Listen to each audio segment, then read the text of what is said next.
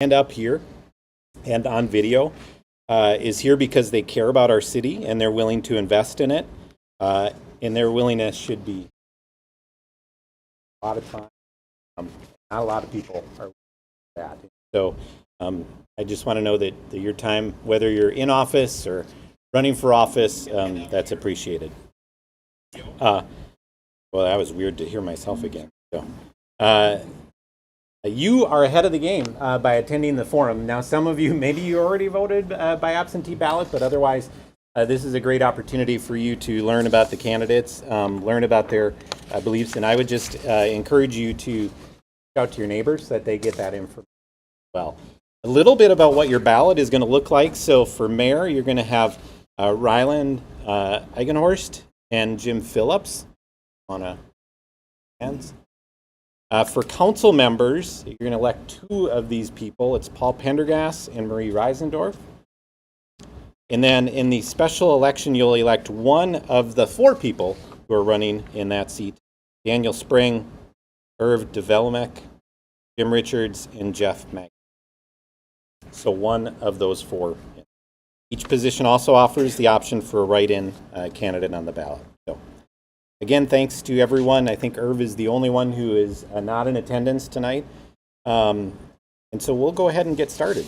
So we're going to start with our first question. And again, candidates, if you would give a brief introduction prior to your answer, that would be helpful. And Marie, we're going to test the technology right out of the gate. We'll start with you and see how this works. First question that we have tonight is if you can share your views on growth in our community and what specifically you think we need.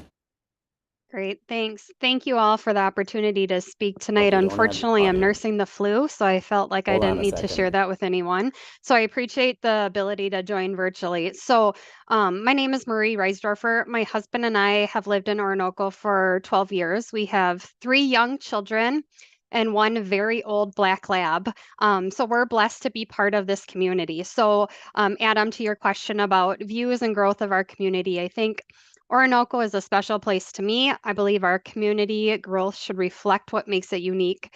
So, our open, spacious backdrop with the ability to really see the stars in the night sky, our close knit neighborly connections, our strong community spirit really makes Oronoco stand out. I think growth is important for our future. We need to do it thoughtfully. We need to preserve the qualities that make this home for all of us. I'm committed to the development that keeps our rural charm intact while really fostering the growth that benefits everyone. This means carefully planning projects that fit our long term vision, protecting our green spaces, and enhancing our quality of life. I want to stress how important our voice and input is, and you guys will be involved in every step of that planning process. My focus will be on improving infrastructure, enhancing and supporting local businesses, and ensuring we have a sustainable tax base. I want to be very clear on my position. I will avoid high density projects that can disrupt the character of Oronoco. We have room to grow and we want to welcome others in our community, but the development should be in ways that align to our vision and our values. Above all, I believe listening is key to strengthening our community. I will be an advocate for discussions and decisions to take place in a transparent forum like we are here today that really ensures proper documentation and fosters community engagement. While it's certain that some decisions may not align to everyone's preferences, I will ensure that the City Council will prioritize trust, honesty, and integrity in decision-making processes. This will ensure that all choices are well informed and thoughtfully considered.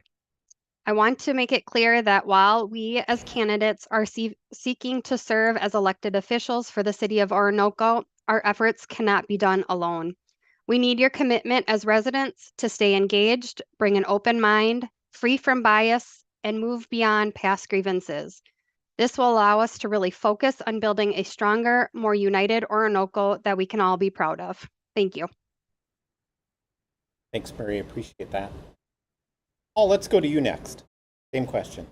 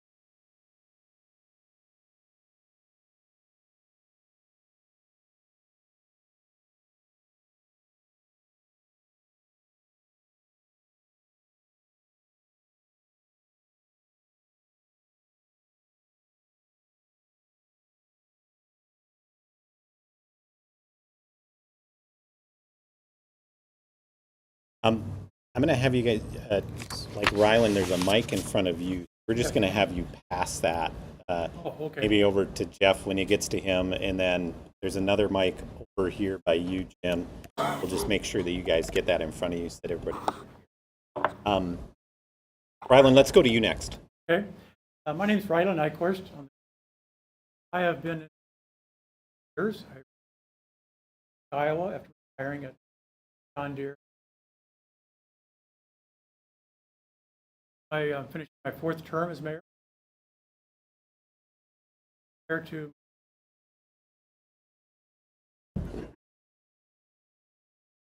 have a passion. My wife and I moved here. Kind of small.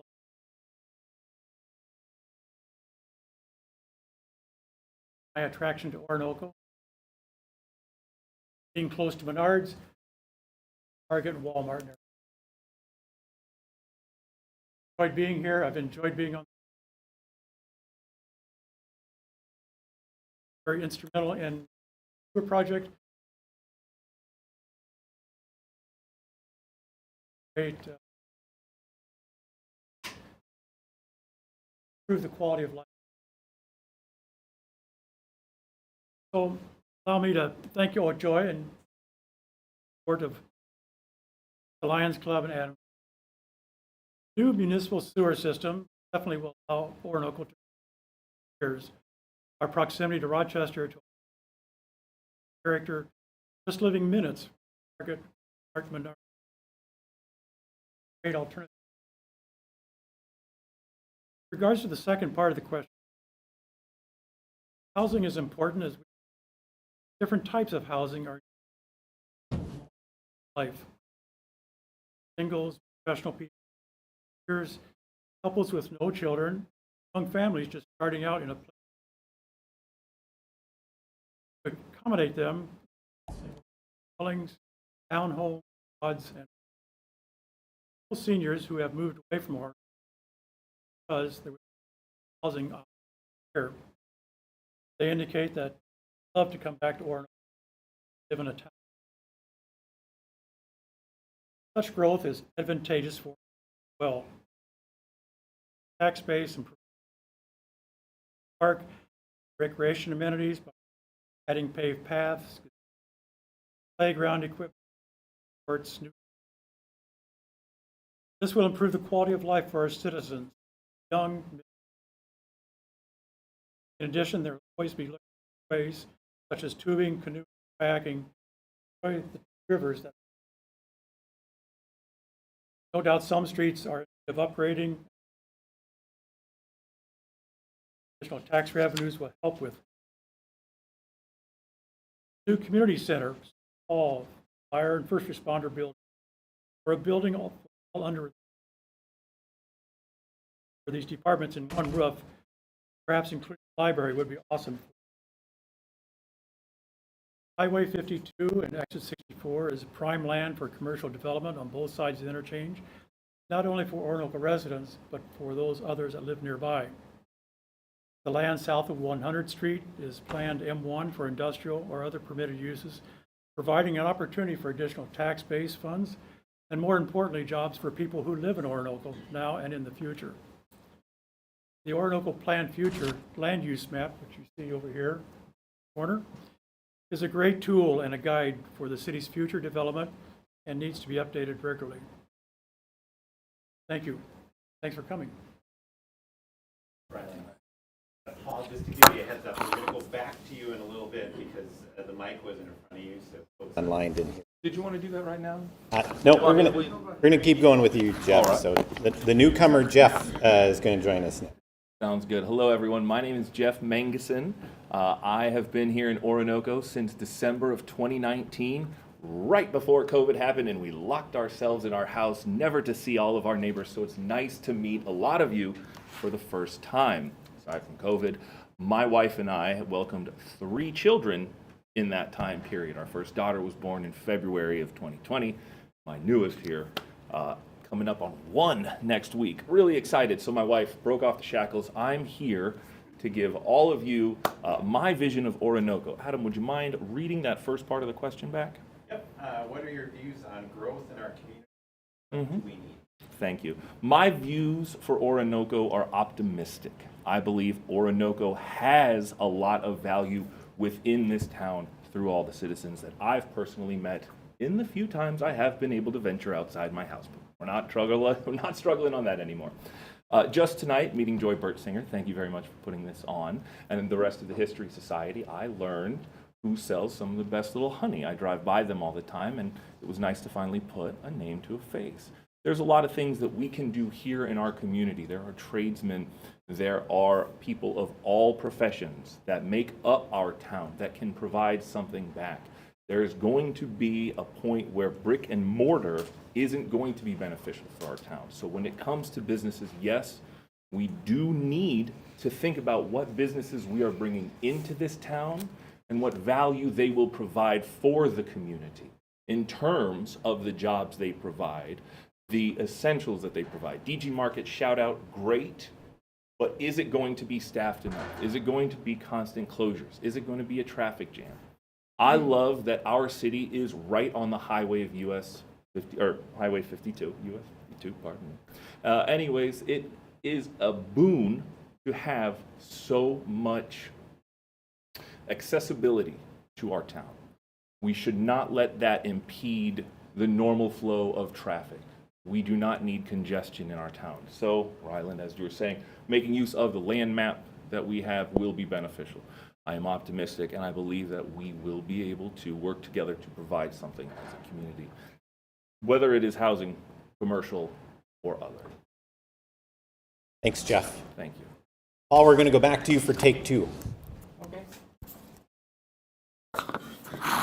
Oronoco has a lot of natural growth. It's what the way Oronoco has been set up and struggling over the years of trying to keep developers at bay. You know, without the infrastructure and the water and sewer in place, we've really had to hold people off. And there's going to be so much natural growth of people coming here. I don't really see the reason to have to promote Oronoco any further than you have to, because, like you say, the people were right on Highway 52. People know where we're at. They know what they don't want to be in Rochester. A lot of the townsfolk, they moved out here because they didn't want to be in Rochester, or they've come from other communities, come from the cities to make it stop here because it's a short drive to Rochester, and it's not in with that hustle and bustle. Thank you. Thanks, Paul. Sorry we made you do that twice. Daniel, another newcomer to Oronoco politics. Let's go over to you. Yep, I'm Daniel Spring. I've been in Oronoco now for 8 years. I work downtown at Mayo in the radiation oncology department.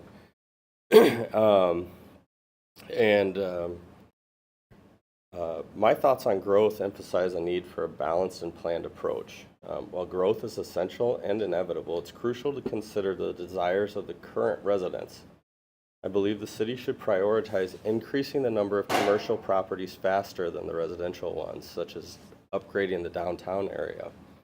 In addition to pursuing commercial growth, we should be continually actively engaging with the residents to define what life in Oronoco means to them. Recently, we conducted 2 surveys, each with just over 100 participants. While both surveys revealed similarities, they also painted different visions of our future. Additionally, we have a petition from over 200 residents urging the city to adhere to the current land use map. The feedback is valuable for these, and it's a great starting point, and with continued engagement, we can develop a plan to address the desires of our residents. We need to move forward with intentional planning. Commercial development is a key factor in enhancing our tax base, which is critical for maintaining essential services like fire and emergency response. As we plan for a population growth, it's important to remember that Oronoco's infrastructure, including roads, public services, must evolve to meet the increased demands. For instance, significant upgrades might be needed to improve road safety and accessibility by widening the roads for turn lanes and developing walking paths. One demographic in particular that we need to be planning for is our aging population. One survey requested was for smaller, low-maintenance homes and lots. The city finding for the correct area to zone for this type of purpose-built community would be the first step. Then finding a developer who is willing to build smaller, zero-step homes would be crucial to the task for the EDA. Another consideration is how is transportation for our students are going to be affected by the increased population. By focusing on commercial properties first, we can build our capital improvement fund without the larger spending increases that typically accompany the growth of population. This approach allows us to select developments that align with our predetermined zoning map. Ultimately, while growth can increase our tax base, we must consider all factors to avoid a net zero impact in a piecemeal city. This strategy not only supports economic development, but it also helps preserve the quality of life in our community. We cannot build our future based off a hypothetical resident. We need to build our city together with our current residents that can be proud of and hope that others want to join our vision.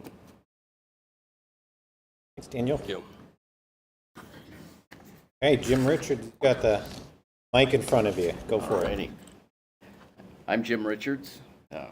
I've been in Oronoco for 36 years. I love our city.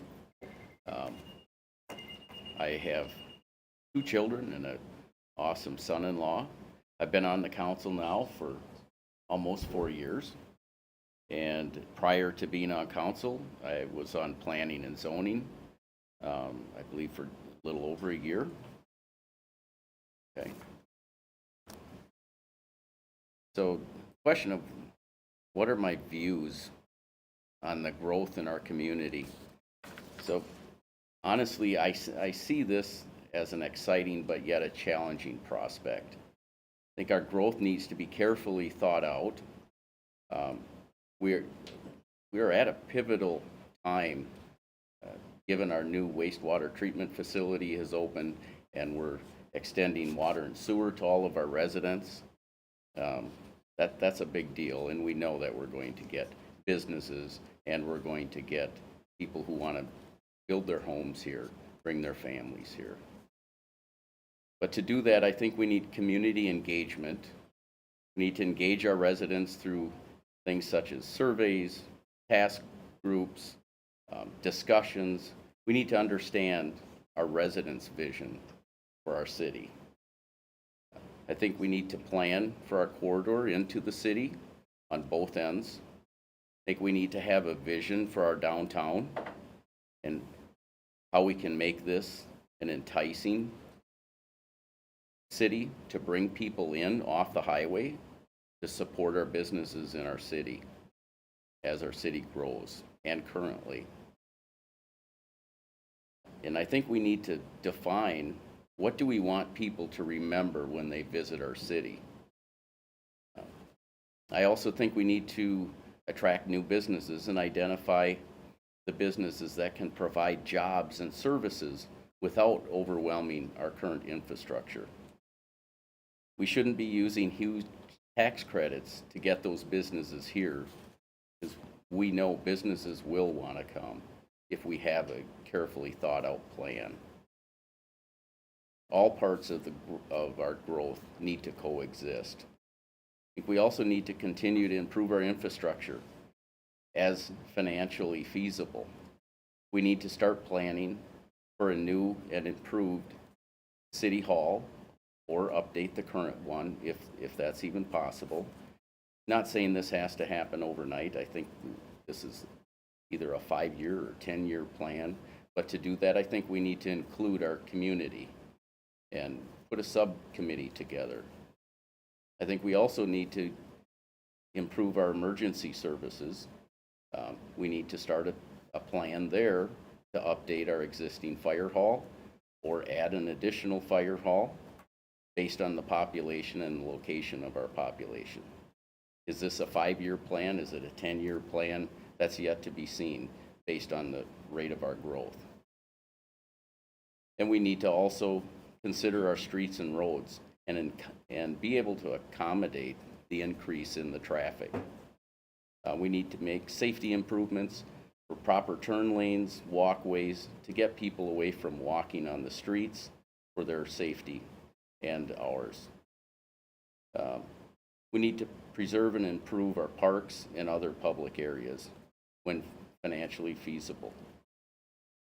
And what does our city need? I think we need businesses to offset the tax burden on individual households in locations that make the best sense for the city and fall within our future land use plan. There's been a lot of work put into that plan, and it was voted on, and our residents had a big part to play in this future land use plan.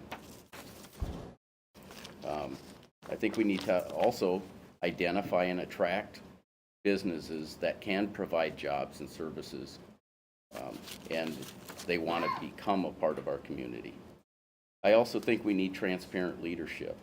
We need leadership where decisions are made by the entire city council, not just one person. And we need leadership without personal agendas.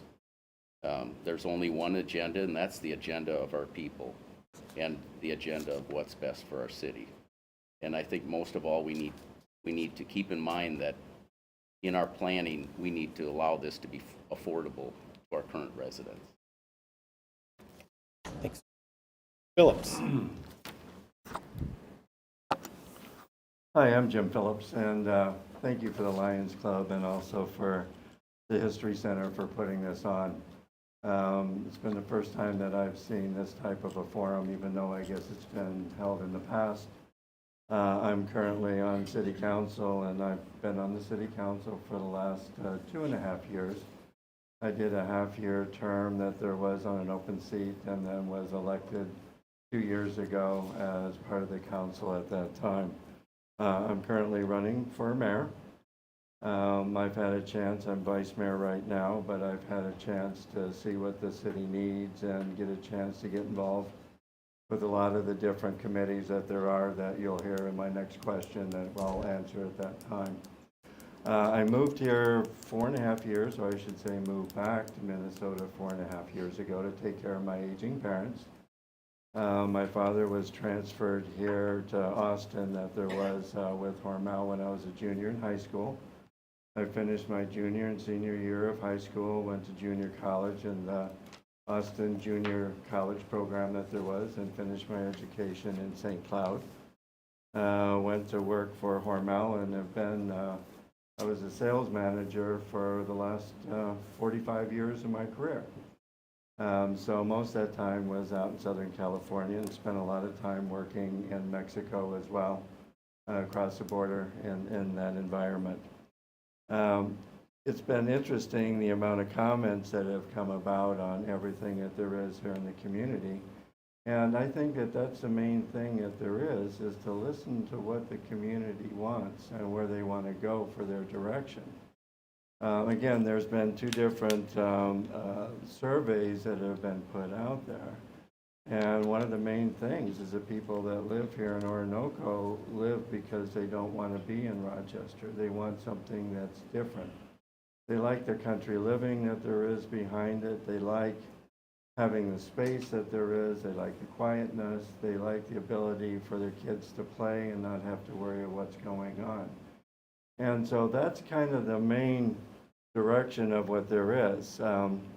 The sewer project, once it got completed, and I got a chance to watch that from the ground floor up, was kind of the ticket when everything was going to take off for the community. You know, and it's been obvious with the first one that came in being the Hamilton Group, and looking at that development, it was different, and they wanted to have a lot of multi-use housing, I'll put it that way, and an apartment building is what they originally had proposed. But the key is not what they want. The key is what the community wants. And after 219 people signed a petition not to have it, but leave the zoning the way that it was originally set in the city. And I think that that's the way we should do in our growth that we have moving forward. We've seen a lot of organic growth right now with the 2 sisters that came in, which has been a huge success of what there is in our community. So that's a big part behind it. There's also a new development that's just getting ready to possibly take off in our community, and that's going to be called Gold Rush Crossings, and that's going to be at the end of Minnesota Avenue and 100th Street. And looking at that, it's looking at some of the other needs, which is what we're going to do with traffic on Minnesota Avenue, possible roundabout, different things that there are. But that development is going to bring in a lot of the growth that we want to have for the commercial growth that there is. The housing growth is going to continue. I think we do need to have some ability to have duplexes. I know that that's already zoned to do that. So city centers, there's many other things that we think we need to have. I see a time stamp that there is up there by the moderator, so you can talk to me later to get more details of what I think as we go on. Thank you. We made it through question 1, and we're going to move on to question number 2. And we will come back to you again this time. So this city, as all small cities, require a lot of effort from volunteer committees and departments that have been set up to help facilitate the operations of the city. And the question that we have is, how would you support the various departments, committees that have been established to help the city operate, whether that's Parks, Fires Department, Planning, the Zoning, EDA? Those are an important part of the city, which obviously city council members and the mayor need to work with. Great question. Thanks. So I would actively support both these departments and committees by really ensuring that the resources that they have are aligned to really foster collaboration that really drives to success. So if they succeed, we succeed, right? And so I think by regularly engaging with leaders from Park and Trails, the Fire Department, EDA, Planning and Zoning, the Water and Sewer, as well as Public Works, to really stay connected to current challenges and priorities that they're facing. I think it's also important to think about a strong system of checks and balances for these groups to really make sure that they are focused on the right purpose, and being able to really break down siloed approaches to really create community level alignment and collaborations where it's possible. I think my goal is to make sure that these vital groups are funded appropriately, financially and fiscally responsible, and staffed so that they can continue to serve us effectively. I believe it's necessary for their involvement to be at city council discussions that really allow for their expertise to inform key decisions, as well as contribute back to the city's overall short-term and long-term goals. I think it's important to highlight that strategic annual planning will be a priority for me. I think making sure that we are aligning each group to their long-term vision, tactical execution, and ensuring that we are collaborating along the progress to make sure that we are looking at ways to streamline things. Like I shared before, I think transparency is also important when we're working across a variety of different departments and committees. I would advocate for open reporting in all forums, really making sure that we are promoting accountability and keeping the community informed and engaged as really a guiding principle. This level of transparency for all not only builds trust, but also strengthens the connection between city leadership and residents, and making sure that all voices are heard, and that we are really taking those into account of strategic planning, both short term and long term. Thank you. Thanks, Marie. Paul, let's come back to you. Repeat the question. So the question is, how would you support the various departments and committees that have been established to help the city operate? Well, they all have their budgets, and we just need to really focus on, you know, the things that they need. Most of the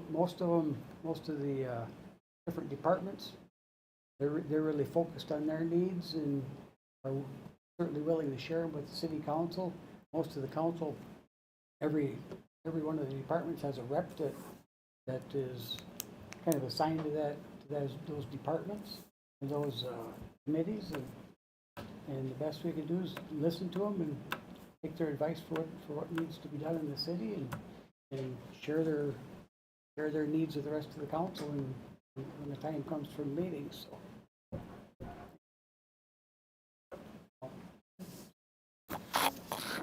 Ryland, you guys are picking up on the pattern here.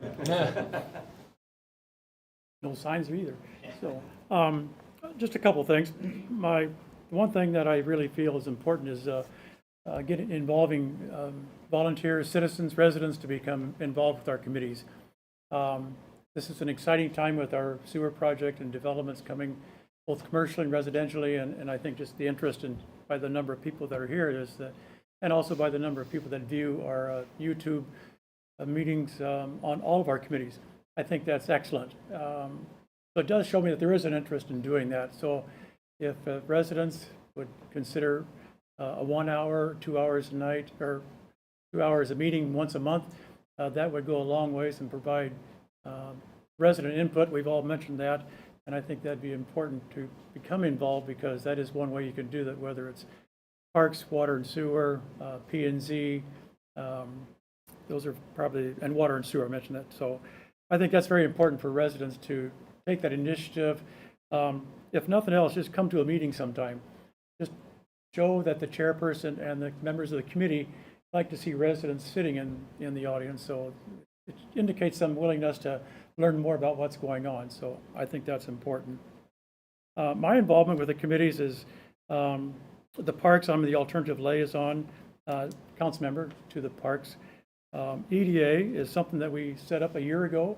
I'm the president of the EDA, and we have a board of 7 members, and that was started in August of 2023. So this past year, it's a matter of just getting bylaws and action plans put together. We're working with a lady from CETA Representative, the CETA organization, which is Community Economic Development Associations based out of Chatfield, Minnesota. I think that role, she's here one day every week on a Thursday. That's going to play a key role in our development, and that's worked out very well so far, and we have a lot of initiatives. Also, the EDA is an entry point. We've had Linda King come to us with the realtor and the engineer with the plans, concepts of how they're planning to do that, and so that's a great start, and I think that's our introduction, but also with the P&Z, they're becoming involved with it too. So that's very important. There's a lot of opportunities for grant money. We're also working with Age-Friendly Oronoco to get some grant money for some parks, amenities, and hopefully that grant will be submitted by November the 8th. There's just a lot of those kinds of activities that Age-Friendly is bringing to the city. The Water and Sewer Committee. I've been on the Sewer Committee since 2015. The chairperson for the last 7-8 years, and it was a passion, to say the least, because of all the interaction I had with the legislator driving up, meeting with the committee members on both the Senate and the legislative side, the representative side. It was truly an experience, and just we had some emphasis from the Minnesota Pollution Control Agency. That was our carrot, if you will, with the legislators from 2015 to 2020. We needed to demonstrate to the legislature that we were serious about a wastewater project in our sewer system. So that was a great opportunity. I think persistence and leadership of making that happen was one of my good assets for making that happen. So it's great to see that coming together. I think those are the things I just want to touch base on, my experience and I've been involved with. But I do emphasize the need to residents become involved with our committees, and that would be much appreciated. Thank you.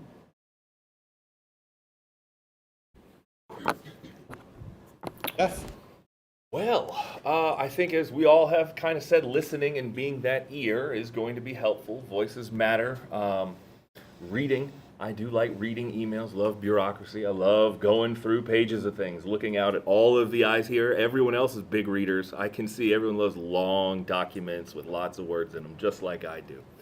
Volunteering my time to sit down and go through all of these proposals to find out what is truly going to be best for the residents of Oronoco is how I best plan to help all of these different communities, or I'm sorry, all of these different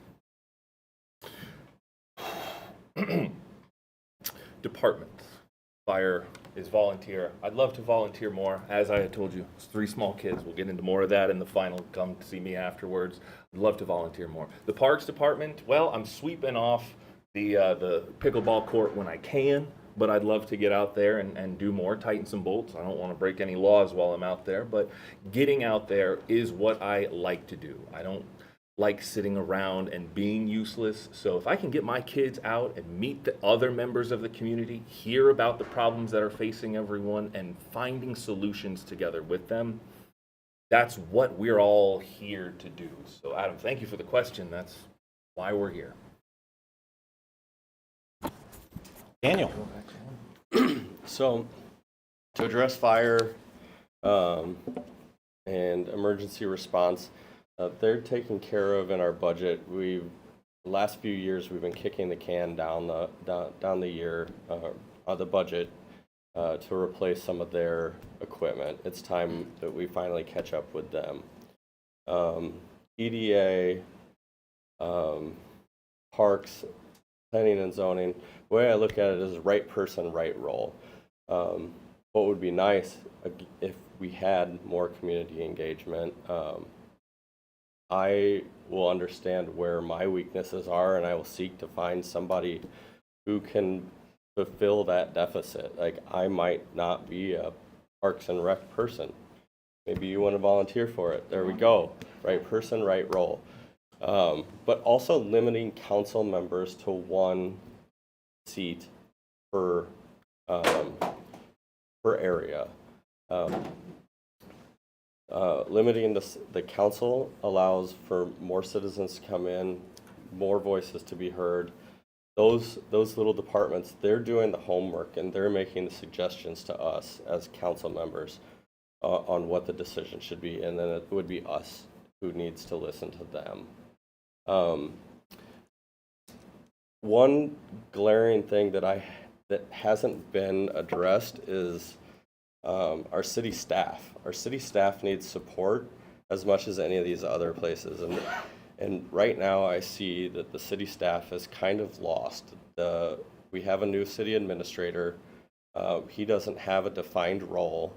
The city staff is unsure of what their responsibilities are.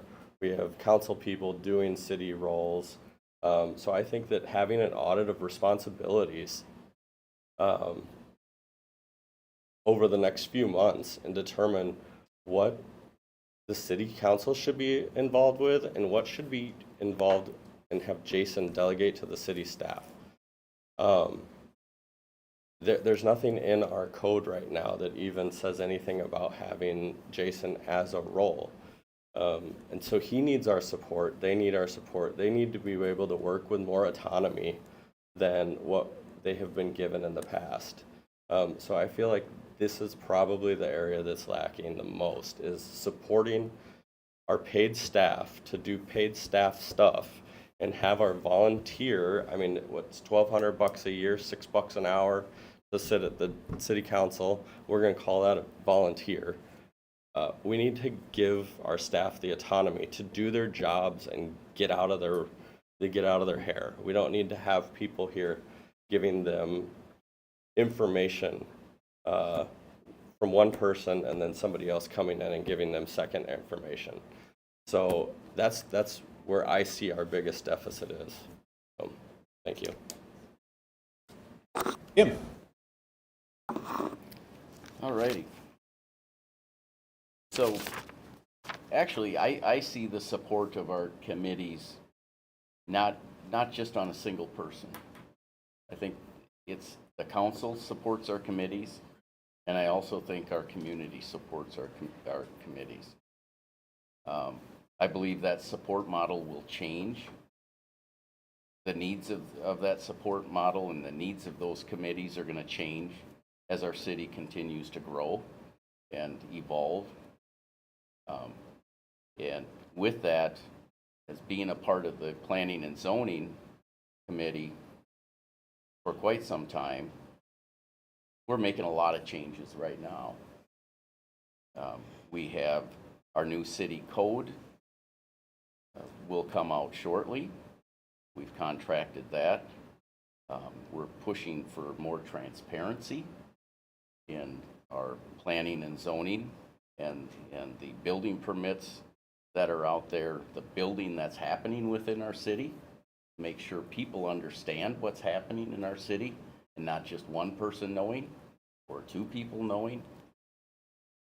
People need to understand what businesses are coming in, what developments are coming in. And I think we're making some good strides in planning and zoning to ensure that we have that transparency and that accountability.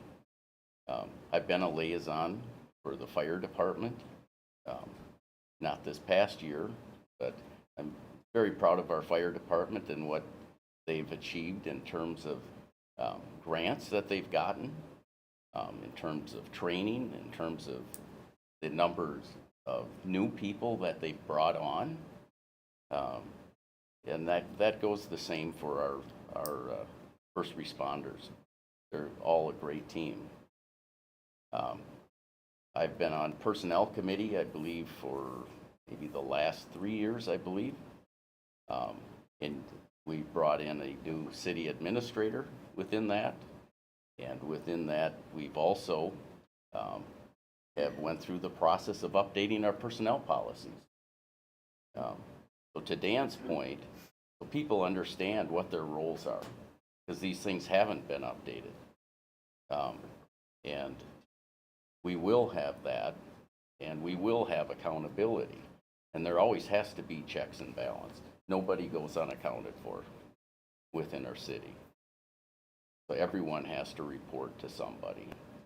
So that's in the structure of it. I serve on city streets and roads. There's not a lot of action that happens within that committee. It's an as-needed meet. But I think the good thing here is with the water and sewer project, a lot of our streets are going to be new. And there are some streets that definitely have to be replaced and repaired within budget, and that's where we struggle, is the budget.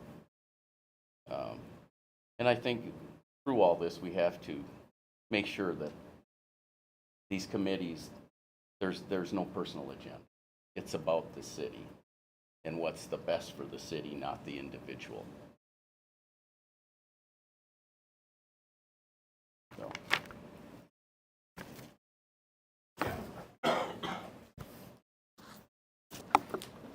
Well, how would I support the various departments? Being a current council member, I'm on a lot of these different committees right now, one of them being planning and zoning. I'm on personnel. I'm the liaison right now between the fire department and the city council. I'm a backup to Ryland on water and sewer. And right now doing the steering committee for WSB, which is rewriting the new city code that we have going on.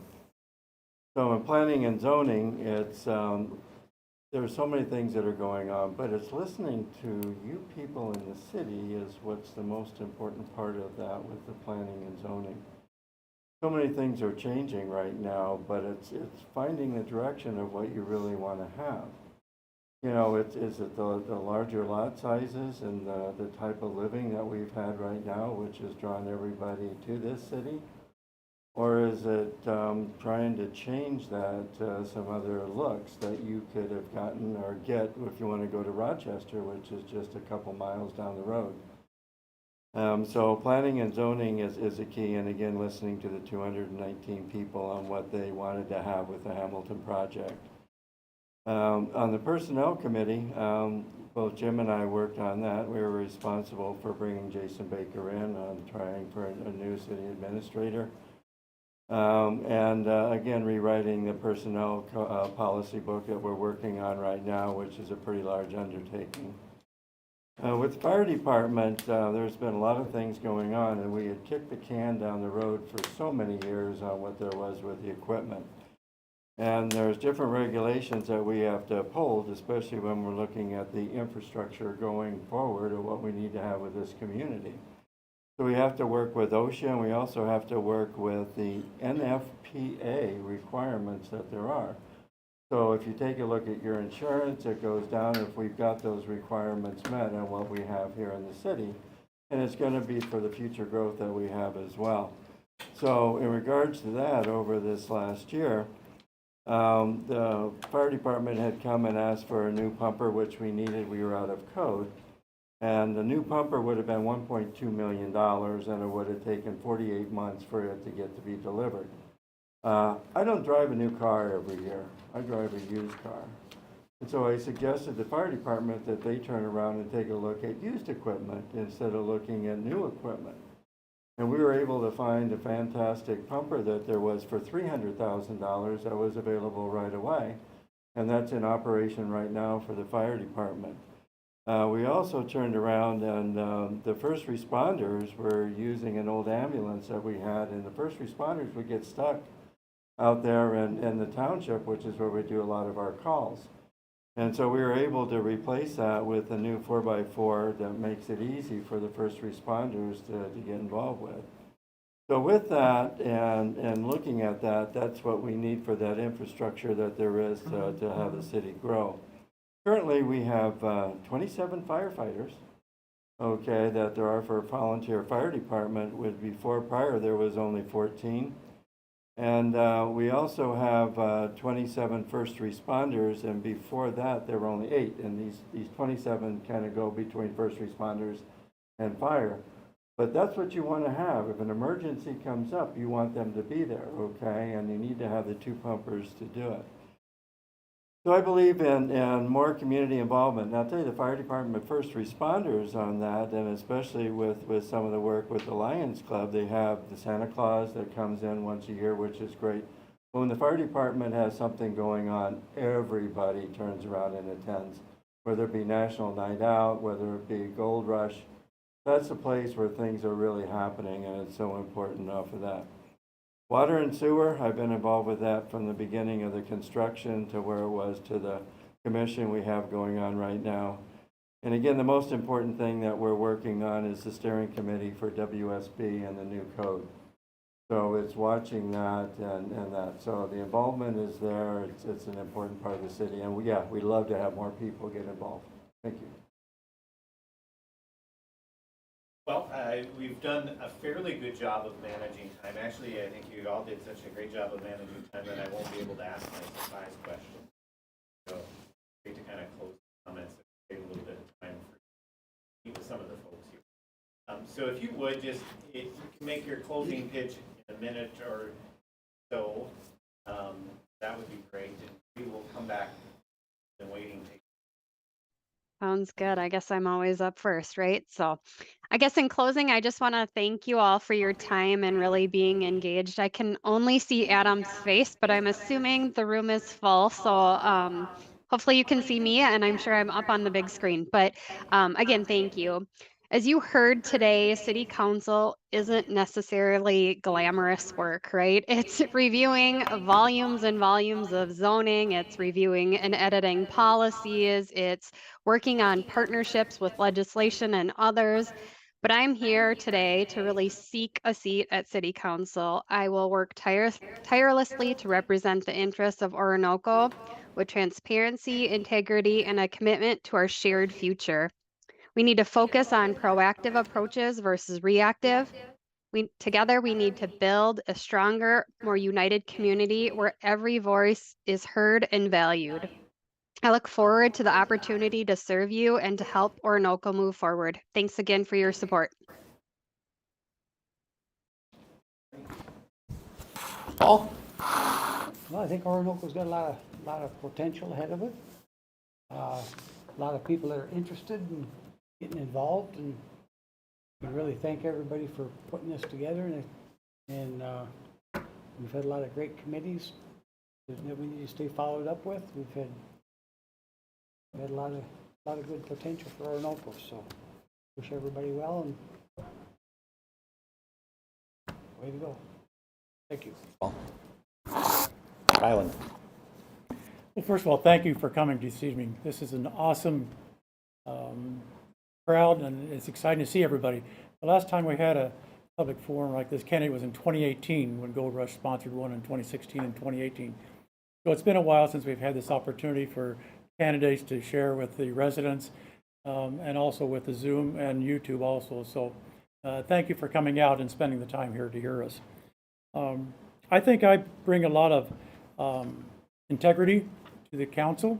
My involvement with the water and sewer project was a very monumental project.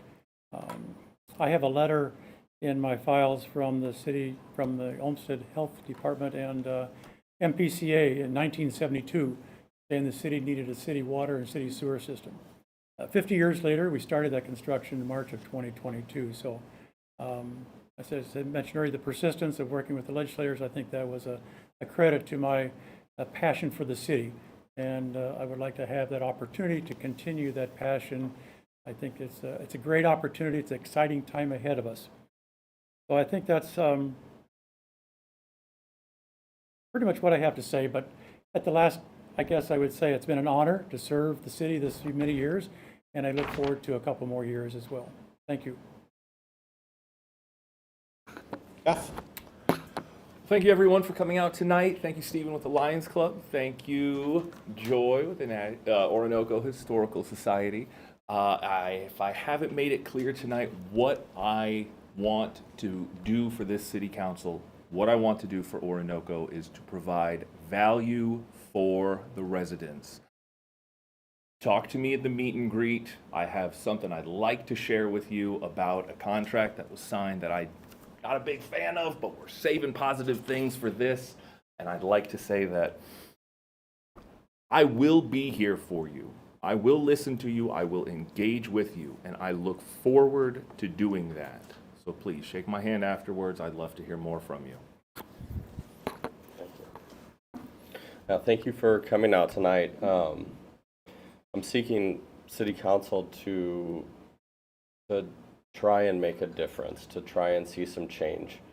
And if you are also looking for change and you want to see new faces, you have 3 right here.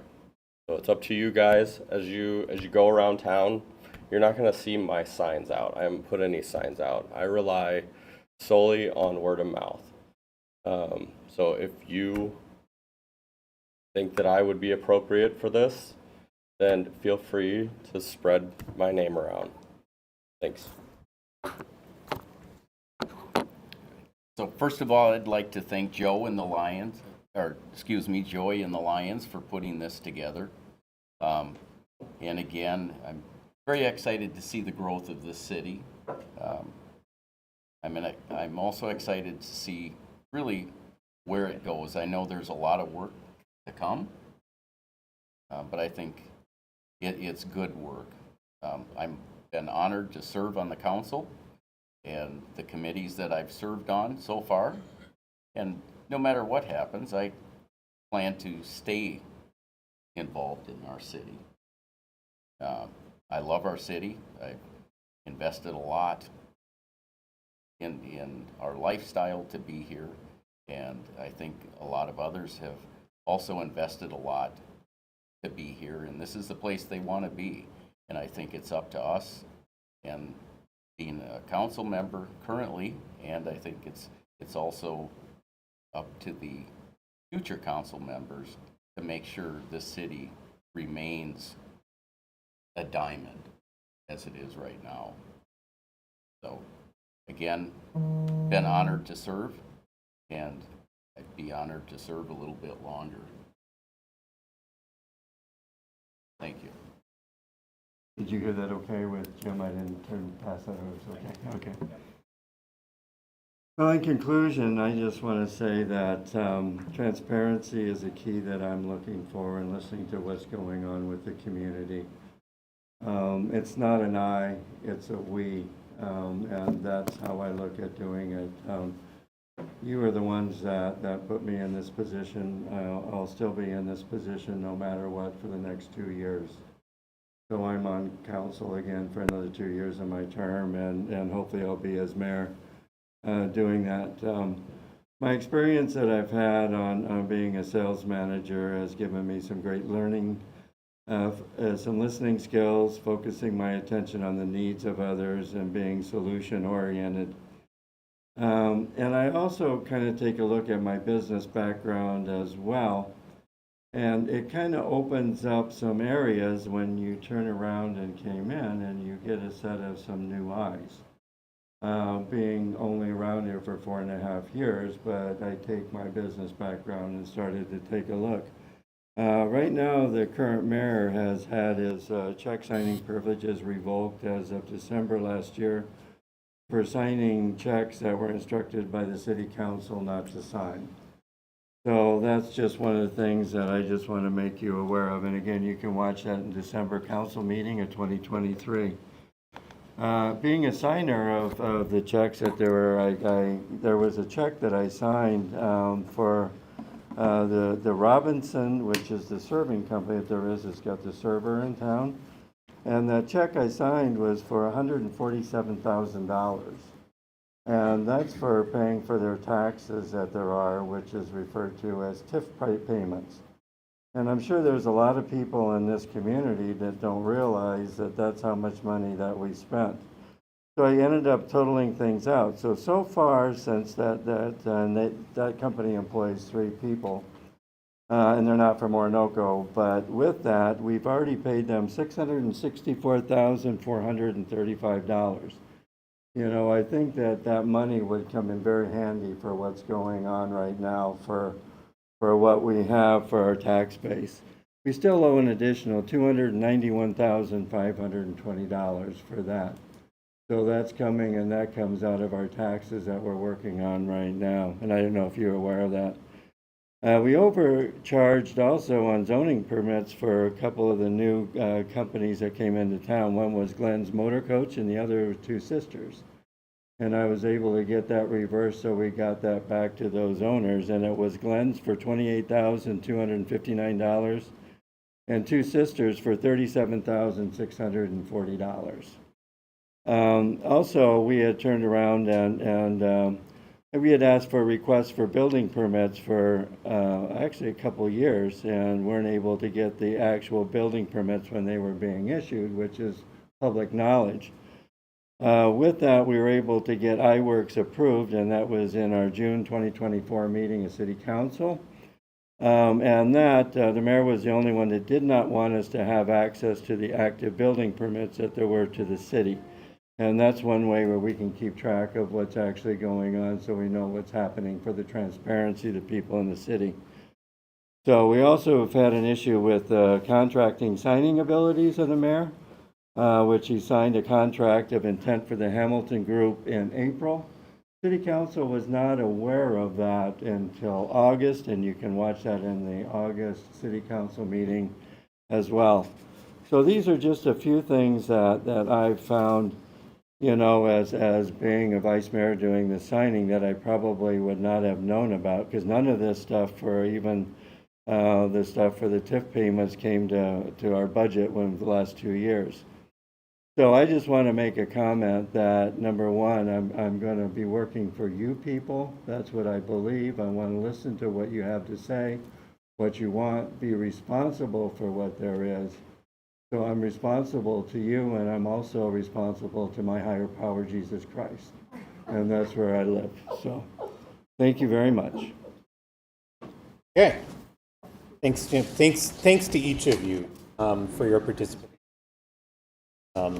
It is a lot. It's a lot to take on these responsibilities. It's a lot of hours. It's a lot to even envision being. So, on behalf of Oronoco, thank you for your willingness to serve or for serve. This will be posted on the Oronoco History Center Facebook or YouTube site, and then it will probably be shared from there. It has been streamed live. There are people watching currently. Want to again thank the Lions and the Oronoco History Center for their participation, sponsorship of this. Thank Carter for his work in making the technical piece work kind of last minute, and so we're very appreciative of that. There is an opportunity now for folks, as much as you're willing to engage individually with you, but otherwise this concludes kind of the formal part of our session. Yeah, Joy. I just want to say thank you to Adam for being our moderator And also Carter, again, thank you very much. I don't know how we would have done this without Carter. And also my son, been helping with the technical part as well. The Lions Club, Steve Sherry, President, Dale Weems, have been great, along with Chris and Mary Fuller with the Oronoco area. So again, thank you all for coming in. Appreciate all of the candidates for your speeches tonight, free talk, and we look forward to having a chance to visit with each other.